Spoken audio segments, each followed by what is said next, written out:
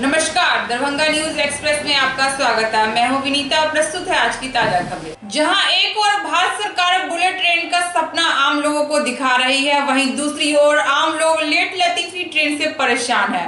मिथिलांचल के सबसे बेहतर ट्रेन में एक स्वतंत्र सेनानी सुपरफास्ट ट्रेन 20 से 25 घंटे लेट चल रही है, लेकिन रेलवे प्रशासन और सरकार इसको लेकर बेफिक्र है। देखिए हमारी खास रिपोर्ट में। जहां एक ओर भारत सरकार रेल के क्षेत्र में नित्य दिन नए नए घोषणा के साथ साथ यात्रियों की सुविधाओं की भी बात कर रही है, हाई स्पीड बुलेट ट्रेन चलाने की बात की जा रही है, वहीं दूसरी ओर भारत में चल रहे लेट लतीफी ट्रेनों की क्या हाल है, इस पर रेल मंत्रालय का ध्यान अब तक नहीं पड़ा है। आज हम बात करने जा रहे हैं जयनगर से दिल्ली जाने वाली स्वतंत्रता सेनानी सुपरफास्ट एक्सप्रेस का, जो इन दिनों घंटों विलंब चलने से चर्चा का विषय बना हुआ है। दरअसल दरभंगा समस्तीपुर रेल मंडल का विस्तार हुआ और छोटी रेलवे लाइन से जब बड़ी रेल लाइन किया गया, जिसके बाद लंबी दूरी तय करने के लिए दरभंगा से सुपरफास्ट ट्रेनों का परिचालन करते हुए दरभंगा से दिल्ली जाने वाले यात्रियों के लिए रेल मंत्रालय ने स्वतंत्रता सेनानी सुपरफास्ट एक्सप्रेस का परिचालन शुरू किया। शुरुआत के दिनों में यह ट्रेन इस जोन का सबसे बेहतर ट्रेन में से एक था, लेकिन धीरे धीरे स्वतंत्रता सेनानी सुपरफास्ट एक्सप्रेस का हाल बद से बदतर होते चला गया। इस ट्रेन को 11 सितंबर 2015 को विस्तार करके जयनगर स्टेशन से दिल्ली के लिए खोला गया। अब स्थिति यह है कि ट्रेन 24 घंटे से लेकर 30 घंटे तक विलंब से चलती है, जिसके कारण अक्सर इस ट्रेन को रद्द भी करना पड़ता है। आज लगभग 6 महीने से इस ट्रेन के लेट लतीफी का यह आलम है कि आम लोग इस ट्रेन में टिकट लेने से घबराते हैं।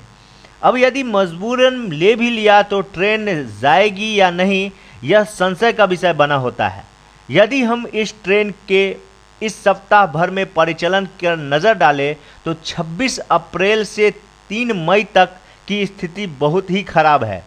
26 अप्रैल 2018 को यह ट्रेन 7.5 घंटे, 27 अप्रैल को 6.25 घंटे, 28 अप्रैल को जाने वाली ट्रेन 16 घंटे 10 मिनट, 29 अप्रैल को भी तकरीबन वही हाल रहा, जिस वजह से आम लोग परेशान दिखे। 12 घंटे से लेकर 18 घंटा तक लेट चलने वाली ट्रेन की वजह से आम लोग की परेशानी बढ़ती रही, लेकिन रेल प्रशासन अब तक कोई ठोस कदम इसको लेकर नहीं उठा पाई है। स्वतंत्रता सेनानी जैसा नाम है, उस प्रकार से उसके औचित्य इसी से सिद्ध होंगे कि सेनानियों की तरह जो है सो वो पंक्चुअल रहे, आपको दी टाइम रहे, वरना सम्मान का जो मिशन है, सम्मान के पीछे जो एक आइडियोलॉजी है, सम्मान के पीछे जो एक भावना है, मैं नहीं समझता हूँ कि उसको आधार में मिल पाएगा। इसीलिए यदि वो स्वतंत्रता सेनानी या सेनानियों की भांति जैसे सेनानी जैसे चुस्त दुरुस्त रहते हैं, अपनी सीमा पर जिस प्रकार से उनके जो कौशल है, उनकी जो क्रियाएँ हैं वो काबिल तारीफ़ है, उसी प्रकार से यदि उनके नाम पर यदि यह ट्रेन नामांकित किया गया है तो कम से कम उनके सम्मान में उनकी प्रतिष्ठा को देखते हुए ट्रेन में पंक्चुअलिटी आनी चाहिए। जो 1 तारीख को 8:40 में शाम में खुलना था, तो कल 2 तारीख को 1:35 में वहाँ से प्रस्थान किए। सारे मुसाफिर लोग वहीं स्टेशन पर रात भर इंतजार किए, दिन भर इंतजार किए। 1:35 में खुली, उसके बाद कानपुर के बाद बढ़ने के बाद बलिया के बीच में 5 घंटा जहाँ तहाँ रोक करके इसको समय बर्बाद किया गया। अब पैखाना का सफाई कोई व्यवस्था ठीक ठाक नहीं, इतना यात्री को दिक्कत हुई है, किस तरह लोग समय काट करके चले आए। हम लोगों को कार्यक्रम में जाना था तो मुद्रा संस्कार मधुबनी वहाँ नहीं जा पाएंगे, समय बीत गया। इस तरह सारे लोगों का काम बर्बाद हुआ है। ये लेट तरतीब का सारा सीमा पार कर गया है। इस रूट की सबसे लेट ट्रेन यही है। सबसे लेट नहीं, सबसे बर्बाद ट्रेन हो गई इसको कहा जाए तो। इस रूट की सबसे बर्बाद ट्रेन हो गई। 25 स्वतंत्रता सेनानी 25 61 जो रेक चलती है जयनगर से, क्योंकि यहाँ से जो गाड़ी जाती है उधर से आने में गाड़ी काफ़ी विलंबित हो जाती है। उस कारण से फिर चूँकि वहाँ से विलम्ब से आती है तो फिर यहाँ भी चूँकि गाड़ी लेट पहुँचती है तो उस कारण से यहाँ से भी गाड़ी लेट जाती है। बीच में कई बार गाड़ी रद्द भी किया गया राइट टाइम करने ख्याल से, लेकिन फिर कुछ दिन के बाद वो फिर लेट होना शुरू हो जाता है उधर से वापसी में दिल्ली से, और फिर गाड़ी यहाँ से फिर लेट हो जाती है। मैंने यही कारण है कि गाड़ी का आगमन जो होता है उसके लेट के चलते यहाँ से प्रस्थान भी गाड़ी का लेट होता है। कितना अक्सर लेट आती है? ये प्रत्येक दिन अलग रहता है, कभी 2 घंटा, कभी 4 घंटा, कभी 10 घंटा, कभी 12 घंटा भी लेट होती है, किसी दिन 24 घंटा भी लेट आती है गाड़ी। आज वाली गाड़ी काफ़ी लेट है अभी, क्योंकि गाड़ी यही 25-62 अभी गई नहीं है जयनगर, मतलब कि उसको 10 घंटा अप्रोक्सीमेटली लेट जाने की संभावना है। दरभंगा न्यूज एक्सप्रेस के लिए चिरंजीवी आशीष के साथ गौरव झा की रिपोर्ट। दरभंगा के नए एसएसपी मनोज कुमार पूरे फार्म में है। पहले अपराधियों को पकड़कर अपराध जगत से जुड़े लोगों में खलबली मचा दी और अब नियम तोड़ने वाले लोगों पर उनकी पैनी नजर है। यही वजह है कि शुक्रवार को देर रात पुलिस ने डीजे बजाने वालों की डीजे ट्रॉली जब्त की। देखिए पूरी रिपोर्ट में। पहले 8 लुटेरों को पकड़कर दरभंगा के नए एसएसपी मनोज कुमार ने अपराध जगत से जुड़े लोगों में हड़कंप मचा दी और अब नियम के उल्लंघन करने वाले लोगों पर पुलिस की पैनी नज़र है, जिस वजह से शुक्रवार की देर रात 2 अन्य जगहों से पुलिस ने डीजे से लदा ट्रॉली बरामद की है। ये लोग पुलिस के सख्त मनाही के बावजूद रात 10 बजे के बाद तक डीजे बजा रहे थे। बता दें कि दरभंगा पुलिस ने एक ट्रॉली लहरियासराय से तो दूसरा ट्रॉली जाले से जब्त की है। ये लोग देर रात तक डीजे बजा रहे थे, जिसे पुलिस ने ट्रॉली सहित डीजे को जब्त कर ली है।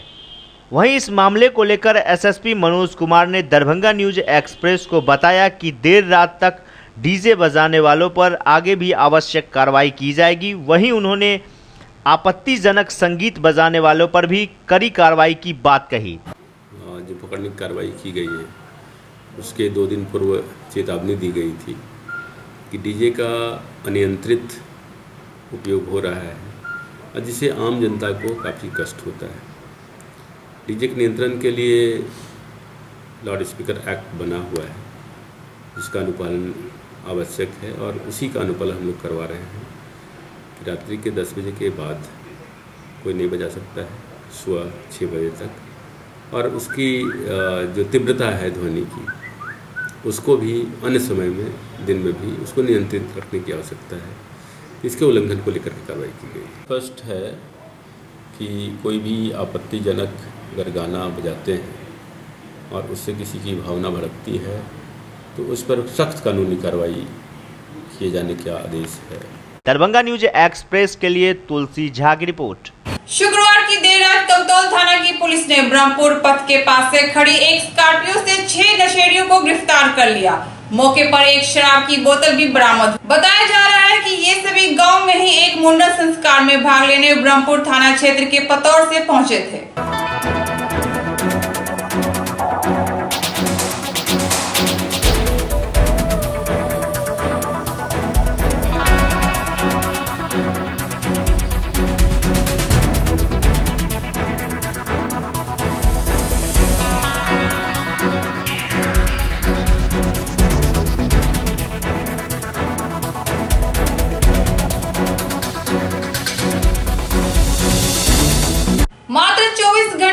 मोबाइल चोरी के आरोपी युवक को नगर थाना की पुलिस ने इमली घाट से चोरी की हुई मोबाइल के साथ गिरफ्तार कर लिया।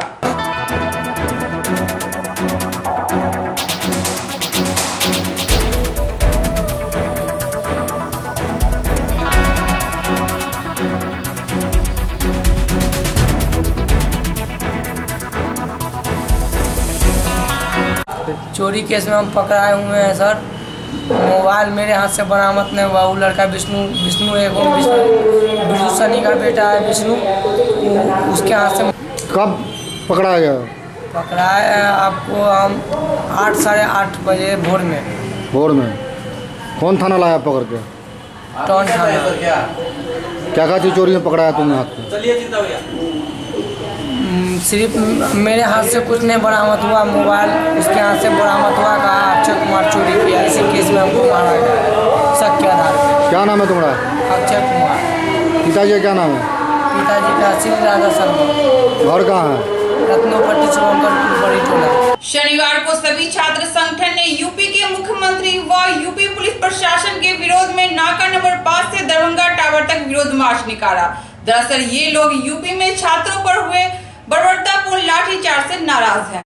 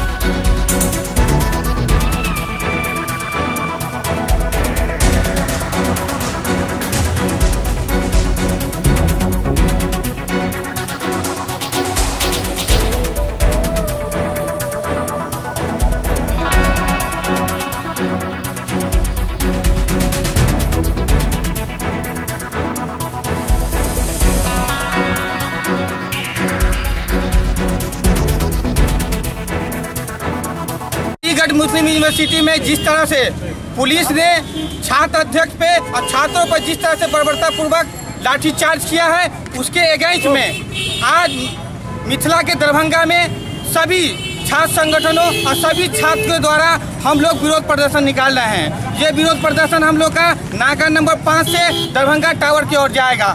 इस विरोध प्रदर्शन के माध्यम से हम लोग सरकार को बताना चाहते हैं, आप जिस तरह से जितने भी विश्वविद्यालय है उस पर हमला कर रहे हैं, छात्र को अधिकार का हनन कर रहे हैं, वो हम लोग कतई बर्दाश्त नहीं करेंगे। ये आंदोलन हमारा पूरे भारतवर्ष में लगातार चलेगा और जब तक सरकार की नींद छात्र की राइट को नहीं समझेगी, विश्वविद्यालय के अधिकार को नहीं समझेगी और छात्र पर इस तरह का हमला होता रहेगा, हम लोग लगातार इसका विरोध करते रहेंगे। मोहम्मद असलम। यह विरोध प्रदर्शन हमारा फांसीवादी सरकार के खिलाफ है। यह सरकार जिसने एएमयू पर हमला किया, जिसकी शुरुआत रोहित वेमुला से हुई थी, रोहित वेमुला को दलित बता के मारा गया, उसका इंस्टीट्यूशनल हत्या हुई है। उसके बाद जेएनयू पे हमले हुए। जेएनयू पे जो हमला हुआ वो गलत तरीके से बता के कि ये देशद्रोही है, गलत तरीके से कुछ गलत तत्व आके इन्हीं के लोग जो फांसीवादी लोग हैं गलत तरीके का नारा लगाया। उसके बाद जेएनयू पे हमला हुआ। जेएनयू के बाद इन्होंने हैदराबाद यूनिवर्सिटी को टारगेट किया। उसके बाद इन्होंने अभी टिफ को टारगेट किया है और फिर उसके बाद अब एएमयू की बारी है, जहाँ पर इन्होंने जो है छात्रों पर जो है बर्बरता के साथ लाठीचार्ज किया और लाठीचार्ज में बहुत बुरी तरह से लोग जख्मी हुए। और साथ साथ मैं आपको ये बताता जाऊं कि हमारे पूर्व उपराष्ट्रपति हामिद अंसारी जी का कार्यक्रम था, उस कार्यक्रम को बाधित किया और हमला किया है। कुछ हमारे यूपी के चीफ मिनिस्टर योगी आदित्यनाथ के संगठन के लोग हैं, वो जिन्होंने वो संगठन बनाई थी, उसके लोगों ने आके यूनिवर्सिटी के अंदर हमला किया और जिससे उनका कार्यक्रम नहीं हो सका और उनको दोबारा दिल्ली वापस जाना पड़ा। मैं आपको बताता चलूं कि यह हामिद अंसारी पर कोई पहला हमला नहीं था। इससे पहले 2010 में जब जामिया मिल्लिया इस्लामिया में वो आए थे, तब भी ये हमला उन पर हुआ था। और उस समय की सरकार जब कांग्रेस की सरकार थी, तो ये पता चला इन्वेस्टिगेशन के बाद कि आरएसएस के लोगों ने जो है नागपुर के हेडक्वार्टर में ये साजिश रची थी, जिसके चलते उस समय के स्पोक्स पर्सन आरएसएस के राम माधव, उन्होंने माफी मांगा था। आप जाके मीडिया रिपोर्ट 2010 की तलाश लीजिए। तो ये कोई छोटी मोटी घटना नहीं है, ये नेशनल सिक्योरिटी का मामला है और ये हमारे शिक्षण संस्थानों पर हमला है और ये हमला हम नहीं बर्दाश्त करेंगे। इसको लेके आज हम लोग प्रोटेस्ट यहाँ पर कर रहे हैं। वहाँ पे छात्रों को बहुत बुरी तरह से पीटा गया है। आप जब देख सकते हैं तो मीडिया में भी देख सकते हैं, बल्कि गोदी मीडिया तो इस सवाल को उठा ही नहीं रही है, उसके लिए मुद्दा कुछ और ही है। कहाँ से कहाँ तक निकाल रहे हैं प्रतिवाद में? जी, कहाँ से कहाँ तक प्रतिवाद में? ये अभी नाका नंबर 5 से हम टावर चौक के लिए यहाँ तक हम जाएंगे अपने प्रोटेस्ट मार्च को लेकर और अपनी उपस्थिति को दर्ज कराएंगे कि हम दरभंगा के लोग अलीगढ़ मुस्लिम यूनिवर्सिटी के साथ खड़े हैं और खड़े रहेंगे। जिस तरह से हम लोग JNU के साथ खड़े थे, जामिया के साथ खड़े थे, टिफ के साथ खड़े थे, BHU के साथ खड़े थे, HCU के साथ खड़े थे, जादापुर यूनिवर्सिटी के साथ खड़े थे, आज उस तरह से हम अलीगढ़ मुस्लिम यूनिवर्सिटी के साथ खड़े हैं। क्या नाम हुआ? मेरा नाम मरगूब अहमद उस्मानी है। नगर निगम क्षेत्र के वार्ड संख्या 3 व 5 में आम सभा कर शनिवार को सेविका एवं सहायिका पद पर एक उम्मीदवार की नियुक्ति की गई।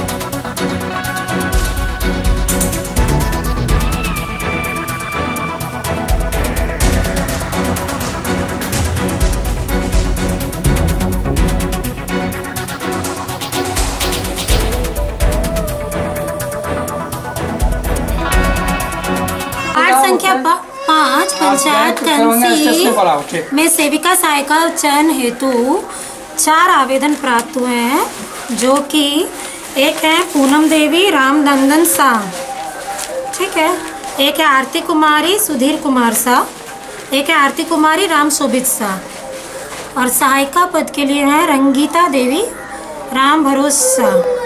रंगीता है। अच्छा मैडम, एक चीज बताया जाए, एक आवेदक का 2 प्रमाण पत्र आया है, उसमें किसको आप स्वीकार कीजिएगा, पति के नाम से या पिता का नाम से? देखिए आवेदन जो 2 हैं तो इसमें दोनों तो लिया ही गया, दोनों को कंसीडर किया ही जाएगा, ठीक है। किस आवेदन को मान्यता दीजिएगा? ये तो मुझे इसके लिए मार्गदर्शन लेना होगा, क्योंकि किस आवेदन को मान्यता दी जाए इसके लिए मुझे मार्गदर्शन लेना नियम तो है पति का मान्यता दिया जाएगा, नहीं, इसके लिए मार्गदर्शन हम लेंगे। उसके बाद नियम का क्या होता है? पति का मान्यता दिया जाता है, बोलिए ना मैडम। नियम तो जो है अभी देखेंगे, मार्गदर्शन लेंगे उसके बाद। नियम क्या है? नियम आपसे पूछ रहे हैं। नियम होता है पति के घर जाने के बाद पति का ही मानता होता है। तो आप ही बता रहे हैं हमें नियम, लेकिन जानते हैं ना, हम जब भी मार्गदर्शन लेंगे उसके बाद ही कुछ कह सकते हैं। क्या नाम हुआ? मेरा नाम रचना झा, महिला पर्यवेक्षक। मैके से नहीं होता है, जब होता है ससुराले में। नहीं तो मार्गदर्शन इसीलिए उठ के चले गए आम सभा से, जो पदाधिकारी आए हुए थे।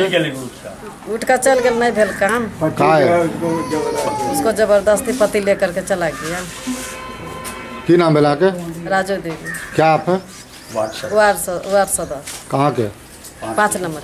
मामला था जो है, आज की तारीख तय थी 5 तारीख को सहायिका और सेविका 5 नंबर वार्ड कंसी पंचायत की आज होगी।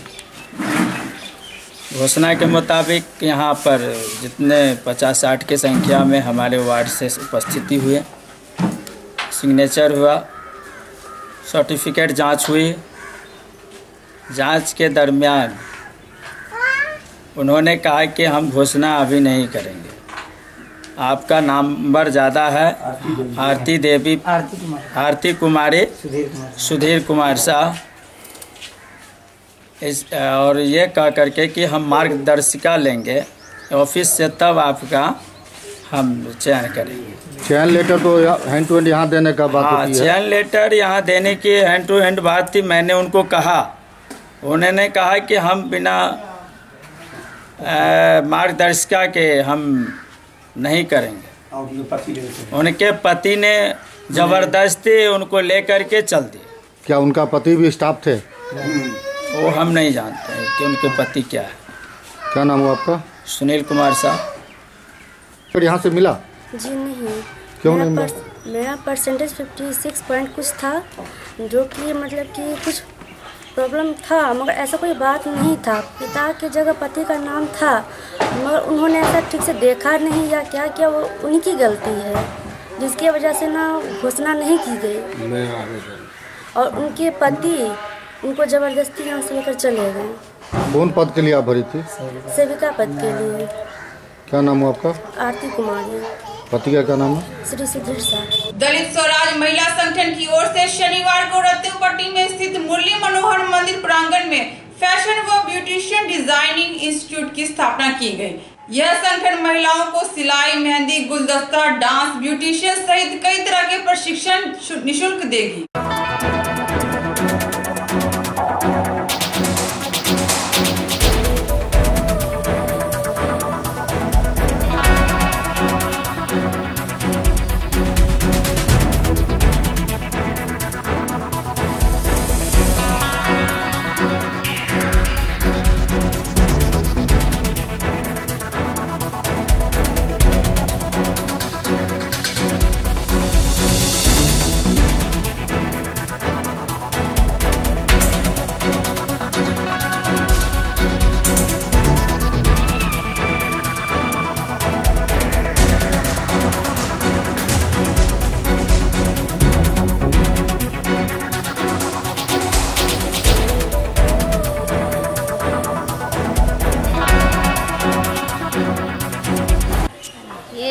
गौरव एनजीओ दलित स्वराज का है। ये शंकरपुर वार्ड नंबर 9 में कृष्ण राधे के मंदिर में हमने आज उद्घाटन किया है, जिसमें है लड़कियों लोग को ब्यूटिशियन, सिलाई, मिथिला पेंटिंग, गुलदस्ता, डांस, कराटे सारा चीज़ सिखा के और टीचर में बहाली किया जाता है। क्या इसका कोई शुल्क भी रखे हुए? जी नहीं, फ्री कॉस्ट। क्या नाम है आपका? मेरा नाम सुनीता सिन्हा। कितने का टारगेट है सिखाने का आपको? सिखाने का टारगेट है सर कि 30 बच्चे का लेके एक सेंटर पर 30 का है टारगेट, मगर 30 से भी ज़्यादा हो जाए तो कोई दिक्कत नहीं है। और भी संस्था इसका खोले हुए हैं क्या? जी, मिसर टोला नाग मंदिर करण क्लास के बगल में वहाँ बड़ा ब्रांच है, वहाँ भी चल रहा है। और वार्ड नंबर 8 में भी, शंकरपुर में भी चल रहा है। वार्ड नंबर 22 में भी खुलने जा रहा है। क्या नाम हुआ? सुनीता सिन्हा। क्या आप हैं? हम ये मंत्री हैं इसका एनजीओ का। ये एनजीओ की तरफ से खोला गया है क्या? हाँ, एनजीओ की तरफ से खोला गया है। ये दरभंगा का कौन सा एनजीओ की तरफ से खोला गया है? गौरव एनजीओ है। कौन जगह ये? ये शंकरपुर नौकरपट्टी।